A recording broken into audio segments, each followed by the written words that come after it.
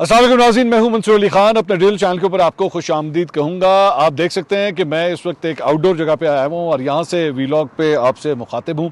मैं एक्चुअली इस वक्त मरी के आसपास हूँ, मरी एक्सप्रेस हाईवे के पास मैं इस वक्त मौजूद हूँ और वजह ये है कि मैं अपने प्रोग्राम की रिकॉर्डिंग के लिए यहाँ पर आया हुआ था, तो यहीं से इस वक्त वीलॉग के ज़रिए जो है वो आपसे मैं मुखातिब हूँ। आपसे दरख्वास्त के चैनल को सब्सक्राइब करना मत भूलिएगा, बेल आइकन प्रेस कीजिए। अगर आपको वीडियो पसंद आए उसे लाइक और शेयर ज़रूर कीजिएगा। और जैसे ही मैं यहाँ पर मरी आया हूँ तो बिल्कुल साथ ही इस्लामाबाद के अंदर जो है वो काफ़ी मारामारी इस वक्त शुरू हो चुकी है। As I record this programme, खबरें हमारे पास जो है वो सारी मौसूल हो रही हैं। हमारी इस सिलसिले में हुकूमती चंद ज़राए से भी गुफ्तगू हुई है कि आखिर मामला इतना सीरियस एकदम जो है वो क्यों हो गया है। इसकी सारी डिटेल जो है मैं वीलॉग में आपके साथ शेयर करता हूँ। बेसिकली मामला जो स्टार्ट होता है वो पाकिस्तान तहरीक इंसाफ की जानिब से इमरान खान साहब की बीमारी को लेके उनकी जो मेडिकल रिपोर्ट आई और जो उनके सलमान सफदर जिनकी जानिब से report supreme court of Pakistan में जमा करवाई गई, उसके बाद से पाकिस्तान तहरीक इंसाफ का जो रिएक्शन एक शुरू हुआ है, बेसिकली मामला जो है वो वहाँ से ज़्यादा टेंस होना शुरू हुए और उसके बाद पाकिस्तान तहरीक इंसाफ ने बड़ा एक शदीद किस्म का रद्द-ए-अमल दिया और उसके बाद उन्होंने ऐलान किया कि जनाब पार्लियामेंट हाउस के बाहर जो है वो धरना दिया जाएगा। अब उस पार्लियामेंट हाउस का जो धरना था, आज इस सिलसिले में पाकिस्तान तहरीक इंसाफ के मुख्तलिफ लीडर्स जो हैं उन्होंने और उनको कहा गया जनाब मेंबर ऑफ द पार्लियामेंट जितने हैं वो सारे के सारे वहाँ पे इकट्ठे होना शुरू हो। और जब वो सिलसिला शुरू होता है तो पुलिस की बड़ी भारी नफरी जो है वहाँ पे तैनात होती है। As a matter of fact मैं इस्लामाबाद से जो है मरी की तरफ आ रहा था, तकरीबन कोई 12-12:15 बजे का टाइम था और जैसे ही मेरी गाड़ी एक्चुअली वहाँ पे क्रॉस हुई, मेरी गाड़ी के अलावा 2-3 गाड़ियाँ और वहाँ पे मौजूद थी, तो साथ ही वहाँ पे रोड ब्लॉक्स जो है वो लगाना शुरू कर दिए गए थे पार्लियामेंट के बाहर। मैं आपको टाइम बता रहा हूँ, तकरीबन 12:15 बजे का अप्रॉक्सीमेटली 12:15-12:30 का अप्रॉक्सीमेट ये टाइम था कि पार्लियामेंट के बाहर जो है वो रोड ब्लॉक्स वहाँ पे खड़े करना शुरू कर दिए गए थे और लोगों को जो है वो अंदर आने नहीं दिया जा रहा था। अब करते करते दिन भर जो है वो पाकिस्तान तहरीक इंसाफ के लोगों ने भरपूर कोशिश की कि वो वहाँ पे ज़्यादा से ज़्यादा जो है पहुँच सकें। कई लोग जो इनके MNAs वगैरह थे, सेनेटर्स थे, वो ऑलरेडी पार्लियामेंट के अंदर वहाँ पे मौजूद थे। उनको अब आखिरी इतलात के मुताबिक जो है गेट बंद करके वहाँ पे खड़ा कर दिया गया है, उनको मज़ीद आगे नहीं आने दिया जा रहा। और जो दीगर अफराद जो एक्चुअली पार्लियामेंट हाउस का गेट जो है वो क्रॉस करना चाहते थे, पुलिस की बड़ी भारी नफरी ने जो है उन गेट्स को वहाँ पर बंद कर दिया। बल्कि वहाँ पर पाकिस्तान तहरीक इंसाफ के जो चंद MNAs वगैरह थे उनके साथ पुलिस की जो है वो थोड़ी बहुत तू तकरार भी वहाँ पे हुई है और बड़े अगली किस्म के सीन्स जो हैं वहाँ पे देखने को मिले। उसके बाद पार्लियामेंट हाउस का जो बैक गेट है वहाँ पे इस वक्त पाकिस्तान तहरीक इंसाफ के लोग जो हैं उन्होंने इस वक्त उसके बाहर जो है वहाँ पे धरना दिया हुआ है, वो वहाँ पे इस वक्त ये एहतजाज करें। As I record this video, police की जानिब से पार्लियामेंट लॉजेस के दरवाजे भी जो हैं वो बंद कर दिए गए और PTI MNAs के धरने में शिरकत के लिए बाहर जाने की कोशिश भी जो है वहाँ पे भी उसको नाकाम बना दिया गया। आखिरी इतलात के मुताबिक KP हाउस से भी जो है वो पाकिस्तान तहरीक इंसाफ के बहुत से MPs हैं और मतलब ये भी बताया गया कि CM KP भी जो है वहाँ पर आए हुए हैं, वो भी वहाँ से निकलना चाह रहे थे लेकिन उनका रास्ता भी जो है वो वहाँ पर ब्लॉक किया गया आखिरी इतलात के मुताबिक। As I record this video, मुझे नहीं पता कि आगे चल के जो है इस सिलसिले में मजीद क्या डेवलपमेंट्स जो है वो हो रही हैं, लेकिन क्योंकि इट्स ए डेवलपिंग स्टोरी तो मैं इस सिलसिले में आपको अपडेट कर रहा हूँ। अपोजिशन लीडर महमूद खान अचकजई साहब, उन्होंने इस दौरान जो है वो कहा है कि जी हमारा धरना पुरअमन होगा, इमरान खान से उनकी ज़ाती मौलेज और फैमिली की मुलाकात करवाई जाए। अचकजई ने कहा कि पहले मुझे बताया गया कि इमरान खान की सेहत बेहतर है, मुल्क में अच्छे डॉक्टर्स मौजूद हैं, उनका इलाज करवाना चाहते हैं, इस मामले को उलझाए बगैर हल की तरफ जो है वो बढ़ना चाहिए। इसके साथ साथ ताज़ा तरीन ये है कि अभी बिल्कुल जब मैं ये वीडियो रिकॉर्ड कर रहा हूँ तो आखिरी जो डिटेल्स मेरे पास आ रही हैं वो ये है कि पार्लियामेंट हाउस अहाते में गेट के सामने ही जो है वो PTI ने अब धरना देने का फैसला किया हुआ है। बैरिस्टर गौहर ने कहा कि अगर तमाम दरवाजे बंद किए तो हम यहीं पार्लियामेंट के सामने जो है वो एहतजाज करेंगे। अपोजिशन ने हुकूमत के सामने 2 मुतालबात रखे हैं। अब ये क्लियर कट 2 मुतालबा जो PTI की जानिब से रखे गए हैं, उसमें पहला मुतालबा जो है वो ये है कि जी पाकिस्तान से बाहर जाने का जो है वो कोई ऑप्शन मौजूद नहीं है। इमरान खान साहब का अगर इलाज कराना है तो उसे उस इलाज को जो है वो आप पाकिस्तान के अंदर ही कराएं, उनको पाकिस्तान से बाहर नहीं जाने देना। और दूसरा जो है वो ये है कि जी इमरान खान साहब के केसेस की जल्द अज जल्द समाअत जो है उनकी डेट्स जो हैं वो लगाई जाएं ताकि उनकी समाअत जो है वो हो सके। और एहतजाज करने वाले अरकान ने कहा कि जब तक ये 2 मुतालबा तस्लीम नहीं होते हमारा धरना जो है वो जारी रहेगा। अब इस हवाले से जो है वो मिक्स कुछ रिपोर्ट्स आ रही हैं। चंद रिपोर्ट्स ये आ रही हैं कि जनाब ये कहा जा रहा है कि शायद ये मतलब देंगे धरना और उसके बाद जिस तरह ये अडयाला जेल के बाहर करते रहे हैं कि धरना देते थे और उसके बाद रात को 12-12:30-1 बजे के पास जो है वो धरना जो है वो ख़त्म हो जाता था। उसके बाद दोबारा जो है जब नेक्स्ट डेट पड़ती थी फिर धरना देते थे।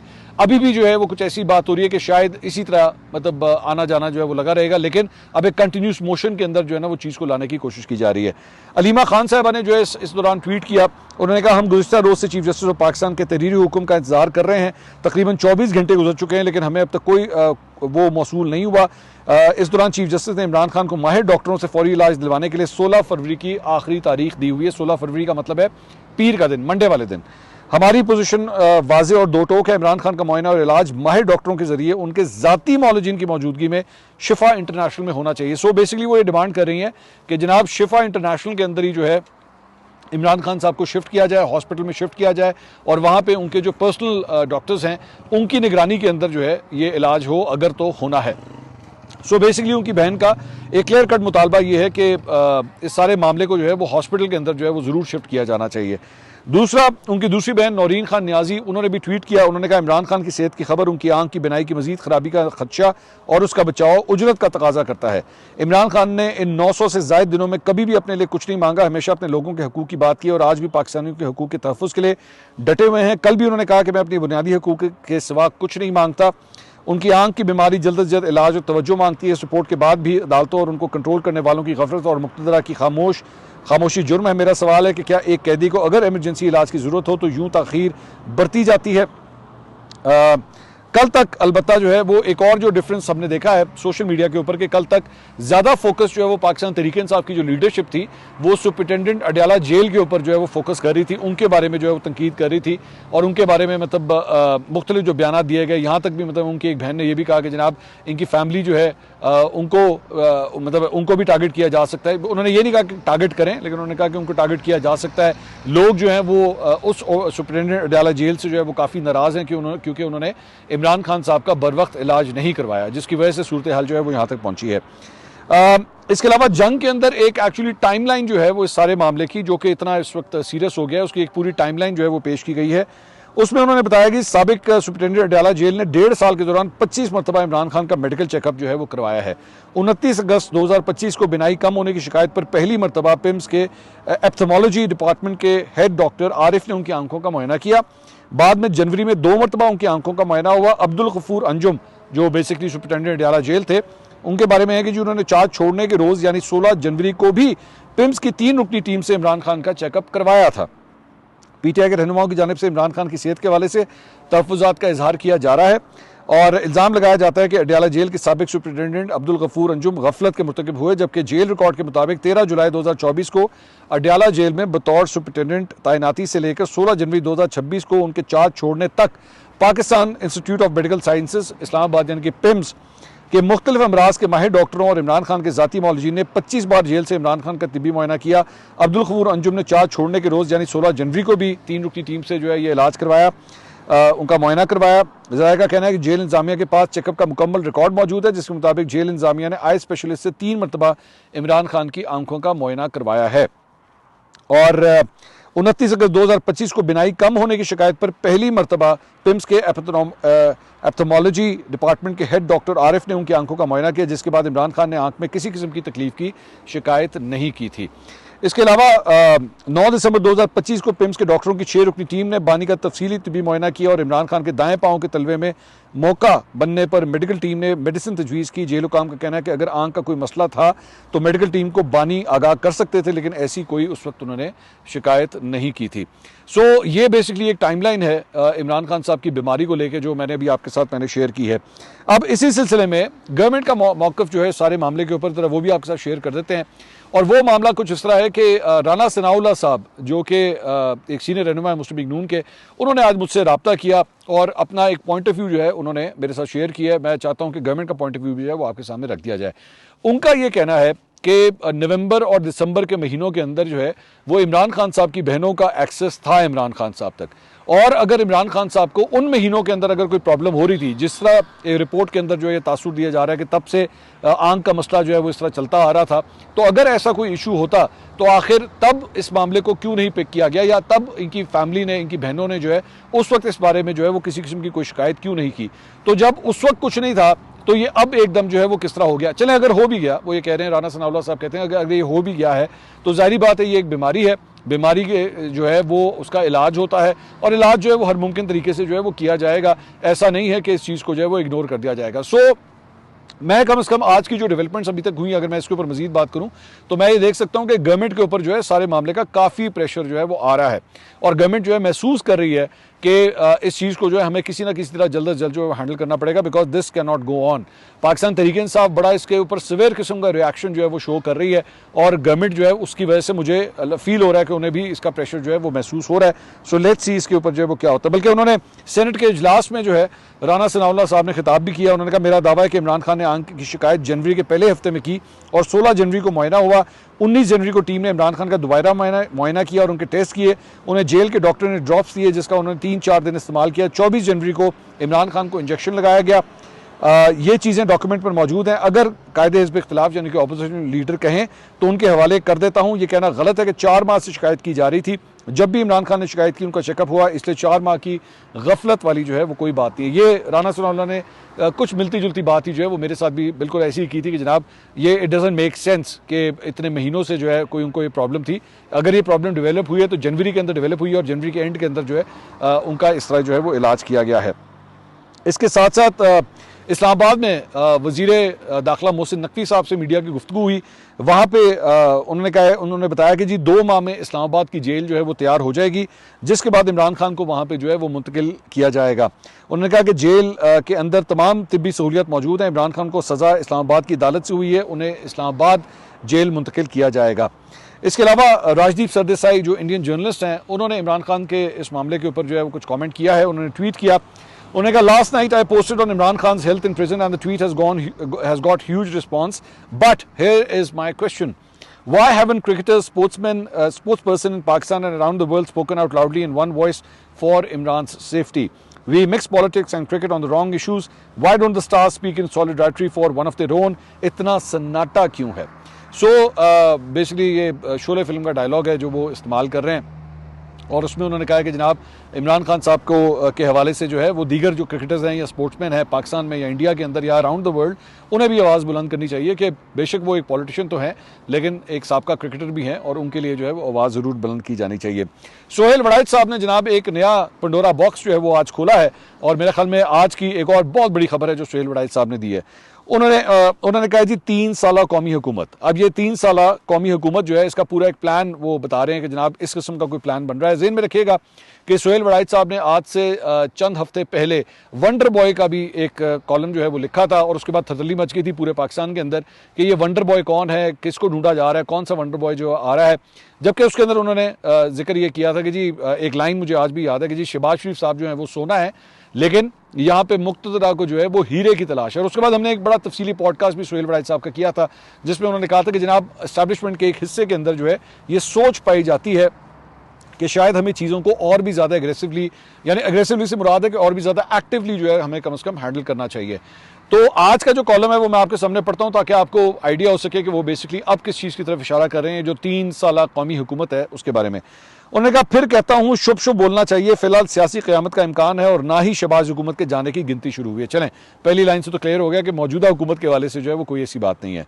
कहते हैं ताहम अगर सियासी क़यामत कभी नागुज़ीर हुई तो फिर 3 साला कौमी हुकूमत आने का इम्कान है जिसमें तहरीक-ए-इंसाफ समेत मुल्क की सब बड़ी पार्टियाँ शरीक होंगी। इस कौमी हुकूमत को निगरान हुकूमत का मुतबादिल समझ लें, लेकिन ये अबूरी नहीं लंबी या पायदार हुकूमत होगी। ये 3 साल चलेगी और ऐसी दूररस इस्लाहात नाफिज करेगी कि मुल्क तरक्की की राह पर चल दौड़ेगा। इस हवाले से आने वाली तरमीम में तब्दीलियाँ शामिल करने पर गौर होश जारी और सारी है। शुभ शुभ बोलना चाहिए, फिलहाल शहबाज हुकूमत को दूर दूर तक कोई खतरा नहीं, मगर जब भी कभी इसका वक्त ख़त्म हुआ साल या 2 साल बाद तो फिर कौमी हुकूमत आएगी। देखना यही होगा कि शहबाज शरीफ अपने बेशुमार टैलेंट से इस सियासी क़यामत को कितनी दूर तक ले जा सकते हैं और कितनी देर तक मौजूदा सेटअप को चला सकते हैं। कौमी हुकूमत का मुतालबा महमूद खान अचकज़ई कर रहे हैं। इमरान खान को भी इस तजवीज़ से इख्तलाफ नहीं। दिलचस्प बात यह है कि यह तहरीक-ए-इंसाफ और अपोजिशन का वो मुतालबा है जो मुक़्तदरा का मुमकिन आइडियल हो सकता है, क्योंकि इससे मुल्क के अंदर सियासी कशीदगी ख़त्म होगी और मुआशी तरक्की के लिए साजगार फ़िज़ा बनेगी। आगे कहते हैं जी, हालिया दौर की सियासत और दाव पेच में शहबाज शरीफ के मद्दे मुकाबले इमरान खान नहीं महमूद खान अचकज़ई हैं। दोनों शख्सियात का तकाबुल मुस्तकबिल को समझने में मदद कर सकता है। दोनों का तवील सियासी तजुर्बा है। शहबाज शरीफ और अचकज़ई दोनों में मुश्तरक बात अंदरूनी जज्बात और अपने मनसूबों को दिल की अथाह गहराइयों में छुपा कर रखने की सलाहियत है। दोनों के असल इरादों और अज़ाइम की खोज लगाना मुश्किल तरीन काम है। कौमी हुकूमत के क़याम की सोच नई नहीं, ये सोच 2024 के इलेक्शन के बाद ही शुरू हो गई थी, मगर अब इस सोच में तहरीक इंसाफ की वाज़ेह रजामंदी ने इस तजवीज़ के इम्कानात को बढ़ा दिया है। हो सकता है ये कौमी हुकूमत 3 साल के लिए नहीं बल्कि 5 साल के लिए आ जाए। बहरहाल एक बात पत्थर पर लकीर है कि अगले इलेक्शन से पहले कौमी हुकूमत बनेगी, और अगर कौमी हुकूमत नहीं बनती और इस्लाहाती एजेंडे को बुरे कार नहीं लाया जाता तो इलेक्शन होने का भी फिर इम्कान नहीं है। बड़ी ख़तरनाक किस्म की बात भी एंड के ऊपर जो है वो सुहेल बड़ाई साहब ने लिखी है, और मेरे ख्याल में एक रियलिटी चेक दिया है। जो सूरत हाल इस वक्त डेवलप हो रही है या आगे चल के चंद सालों के बाद डेवलप हो सकती है, उसकी तफसीलात से वो आगाह कर रहे थे कि आगे चल के जो है वो हुकूमत के जाने के बाद हुकूमत नई हुकूमत के बनने के हवाले से जो है वो क्या कुछ हो सकता है। इसके अलावा एक और डेवलपमेंट जो है वो ये है, रऊफ लासरा साहब ने एक कॉलम लिखा, उसकी भी चंद लाइनें ज़रा मैं आपके साथ शेयर करना चाहूँगा। रऊफ लासरा साहब कहते हैं कि जी, मैंने पिछले दिनों पार्लिमानी इजलास में वो मनाजिर देखे कि कैसे अचकज़ई साहब एक साइड पर हैं और पीटीआई अरकान दूसरी साइड पर। पीटीआई के अक्सर अरकान उनकी फ़िलासफ़ी से इतफाक़ नहीं करते। वो समझते हैं कि मुक़्तदा के ख़िलाफ़ उनकी सख्त पॉलिसियों की वजह से शहबाज शरीफ और आसिफ अली ज़रदारी को मौका मिला कि वो इक़्तिदार हासिल कर लें। इन सब की कोशिश थी कि किसी तरह इदारों और पीटीआई में दूरियां कम हो, लेकिन वो समझते हैं कि इन सब की कोशिशें नाकाम करने में जहाँ इमरान खान की बहनों के सख्त बयान का हिस्सा है, वहीं सोशल मीडिया और यूट्यूबर्स ने उन्हें नुकसान पहुँचाया है। पार्लियामेंट के अंदर पीटीआई अरकान को अब कोई रास्ता नहीं मिल रहा कि वो किधर जाएं। एक तरफ इन सब पर इमरान खान की कीबोर्ड वॉरियर्स का दबाव है, तो दूसरी तरफ ज़मीनी हक़ाइक़ हैं वो दरमियान में पिस कर रह गए हैं। जुनैद अकबर का फट पड़ना कोई इतफाकिया नहीं बल्कि वो दबाव है जिसका सामना इन जैसे सब पीटीआई अरकान कर रहे हैं। बेशतर को 10-10 साल सजाएं हो गई हैं, तो बाकियों पर खतरनाक मुकदमा दर्ज हो चुके हैं। अब भी पार्लियामेंट से बाहर बैठे नॉन इलेक्टेड लीडरान इन्हें एजेंट, टाउट, मुखबर या जासूस समझते हैं। 6 अरकान को तो इमरान खान का नाम लेकर गद्दार तक डिक्लेयर कर दिया गया था। अब अगर जुनैद अकबर जैसे लोग भी कह रहे हैं कि वो अचकज़ई या पीटीआई एमएनएस के साथ बैठने को तैयार नहीं, तो अंदाज़ा करने के बाद जो है वो कहाँ तक पहुँच चुकी है। शायद इसलिए जब पूरे पाकिस्तान में इमरान खान की मेडिकल रिपोर्ट का रौला पड़ा हुआ था, एन उसी वक्त असेंबली में होने वाले 2 घंटे इजलास में पीटीआई के किसी एमएनए और महमूद खान अचकज़ई तक किसी ने एहतजाज छोड़े इस रिपोर्ट का जिक्र तक नहीं किया। आगे आप सब समझदार हैं, मुझे तो लगता है कि सब थक गए हैं या खान ने उन्हें थका दिया है। तो रऊफ लासरा साहब जो है वो भी इस वक्त पीटीआई की अंदरूनी सूरत हाल के बारे में हमें बता रहे थे। इसके अलावा जनाब कासिम सूरी साहब, ये अब जो एक चीज़ मैं आपके साथ शेयर कर रहा हूँ, ये एक लेटेस्ट डेवलपमेंट है जो बेसिकली कल से जब से मेडिकल रिपोर्ट आई है, तो ख़ास तौर पे जो बाहर बैठे हुए लोग हैं वो अब इस बयानिए को जो है वो काफ़ी मतलब हवा दे रहे हैं। कासिम सूरी साहब जनाब ट्वीट करते हैं, कहते हैं कि जी, हमारा मुजरिम अब्दुल गफूर अंजुम नहीं, यानी कि सुप्रिटेंडेंट अडियाला जेल जिसके बारे में थोड़ी देर पहले बात हो रही थी, बल्कि आसिम मुनीर है। अब्दुल गफूर अंजुम को तो एक कर्नल आसिम मुनीर के हुक्म पर कंट्रोल करता है। तो मतलब एक दफ़ा फिर से जो है वो फील्ड मार्शल आसिम मुनीर के हवाले से, जो कि एक्चुअली पीटीआई के ऑफिशियल अकाउंट से या दीगर जो इनके सीनियर रहनुमा हैं या अलीमा खान साहबा की जानिब से भी जो है वो निस्बतन पिछले चंद दिनों के अंदर हमने देखा था कि थोड़ा सा लो वॉल्यूम, लो की जो है वो जाना शुरू हो गए थे, लेकिन एक दफ़ा फिर से फील्ड मार्शल आसिम मुनीर के खिलाफ जो है वो ये बयानात आना शुरू हो गए हैं। और यही बेसिकली एक ट्रिगर पॉइंट था लास्ट टाइम भी, जिसकी वजह से इमरान खान साहब की मुलाकातें बंद हुई थी, जिसके बाद जो है सख्तियाँ जो है वो और बढ़ गई थी। तो ये जो बाहर बैठे हुए पाकिस्तान तहरीक इंसाफ के जो रहनुमा है, ये उनकी जानिब से एक दफ़ा फिर फील्ड मार्शल आसिम मुनीर का नाम लेकर जो है उन पर तनकीद की गई है। लेकिन साथ ही साथ शानदाना गुलजार साहिबा, जो अभी पिछले दिनों लाहौरियों के हवाले से कमेंट करने के ऊपर जो है काफ़ी कंट्रोवर्सी का शिकार हुई, उन्होंने एक ट्वीट किया, उन्होंने कहा ब्रावो कासिम सूरी। तो वो भी कासिम सूरी की तारीफ़ कर रही हैं और ये ज़हन में रखिएगा ये पाकिस्तान में है। उन्होंने कहा the nation is not stupid, although shifting blame on the superintendent who is nobody in the chain of command is openly going against Imran Khan tweets and consistent statements brought out by his sisters and lawyers to the public. Anyone who is trying to shift responsibility, water down from Khan's statement and change Khan's repeated reminders is the devil protege. So Shandana गुलजार साहिबा भी जो है वो कासिम सूरी साहब की इस tweet की तारीफ़ कर रही हैं। तो यानी वो भी बेसिकली एक यही महाज जो है वो डेवलप कर रही हैं कि जनाब असल में अगर किसी को कसूरवार ठहराना है तो जनाब फील्ड मार्शल साहब का जो है वो नाम लिया जाए।